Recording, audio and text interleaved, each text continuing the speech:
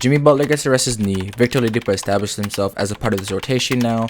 And Tyler and Bam finally both had some pretty good games in this series.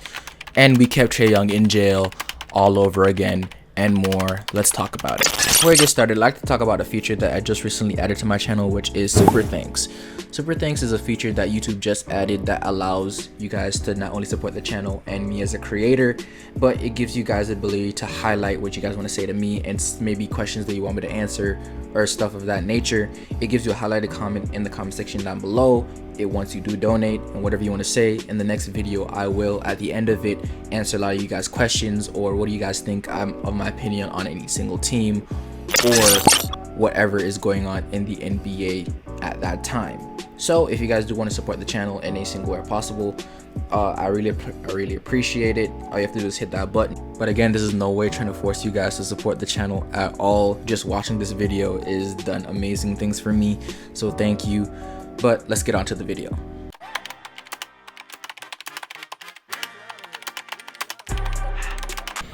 No Kyle, no Jimmy, no problem. To say this game started out pretty would be very much an understatement, with both teams shooting under 50% in the first quarter. The Hawks shooting 8 for 27 and the Miami Heat shooting 9 for 21.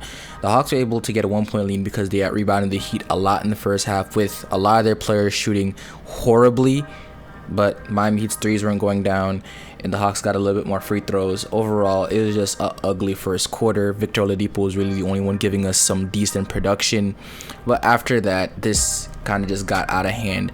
And until the end of the game, it really didn't get close again. Because after that, all it took was a couple threes going down here and there. The Miami Heat actually started shooting relatively, I guess, okay. They didn't even shoot well this game at all, but all it took was them shooting okay. And this lead got out of hand very fast, and it ballooned all the way up to 12 going into halftime. Trae Young, again, just didn't look right at all. Like, this game, it wasn't even the Miami Heat defense. He genuinely just looked like he really was not ready at all. He didn't look like he wanted to take a shot. He didn't look like he wanted the ball in his hands a lot. The Miami Heat held him to more turnovers than field goals this series. At the end of the game there, he had a shot that hit the side of the backboard. He just was not looking right at all. And I think the Miami Heat defense definitely got to him to a very large extent.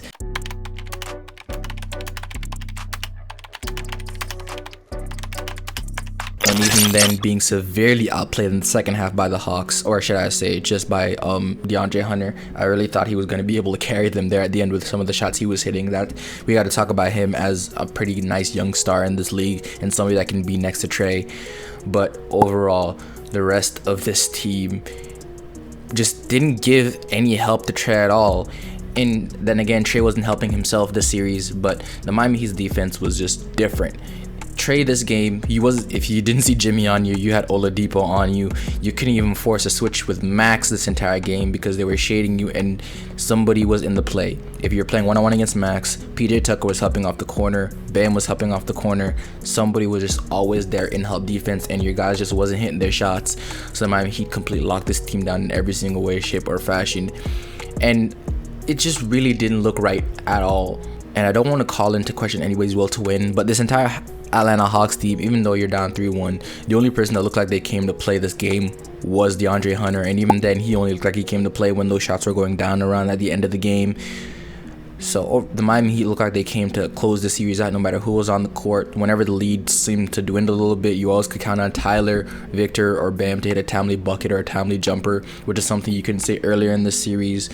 Bam finally had a really good defensive and offensive performance and on the boards. Even though Capella wasn't looking right this entire series, I thought it was right for Bam to dominate, but we didn't really need him to. But it's nice to see that once Jimmy was out, he was able to, shape up and actually be the Bam Adebayo we saw the entire regular season. Tyler, again, while it wasn't an explosive scoring performance, just being able to hit timely jumpers, going 6 for 12 this game, which is pretty good efficiency, and be able to hit timely jumpers when the team needs it, not just scoring for the sake of scoring, but when the lead's dwindling and you need to stop the bleeding, or really making the right player shot to extend the lead, or to be honest, just being an irritant on the defensive end, because this game he looked really engaged on that end too. It was just overall a pretty good performance from everyone. We didn't have our floor general this game, we didn't have our best player in this game, so expecting this team to look amazing really is not fair to them. So for them to come out in this game while the Hawks were completely healthy, and for them to really just buckle down and take this team down and really end this series is really nice to see.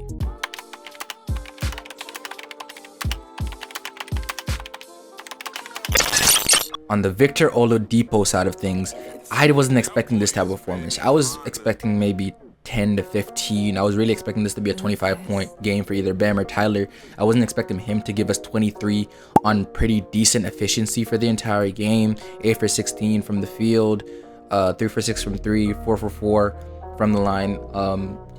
It felt like he was making the best decisions sometimes, but that can be equated to rust and not really having a lot of time on the court with these guys. But he definitely cemented himself in the past 2 games with how well he plays defense into this rotation. He probably does get majority of Duncan's minutes and a little bit of Caleb's minutes, because Duncan, we're not going to talk about that right now. That 90 mil irritates me to no end, but it's really nice to have somebody that can give us this level of production coming off the bench with Tyler. And this game was a little strange in certain aspects. We were able to force 19 turnovers, but we only have 6 fast break points to the Hawks' 10. We got out rebounded 42 to 33, but we won the second chance points battle from 13 to 18.